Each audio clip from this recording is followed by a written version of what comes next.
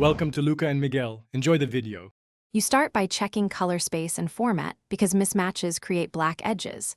Once done, unpromult and premult correctly. This prevents incorrect alpha blending. Add a dilate/erode or edge blur node immediately to test edge behavior. These are cheap visual experiments. Make small adjustments like 0.5 1-pixel dilation and watch the mat. This shows whether the issue is alpha fringe, premultiplication, or sampling, so you know which next node to apply. Next, refine the mat and fix sampling artifacts.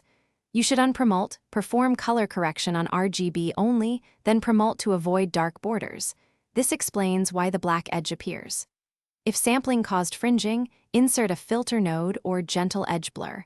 For motion blur edges, use to focus for consistent sampling. When the alpha is corrupted, rebuild it with shuffle copy or copy from a clean mat lane. Make sure node order preserves promult status. Otherwise, you reintroduce. Finish by polishing and verifying at full resolution. You must inspect at 100% and test multiple viewers to confirm the black edge is gone.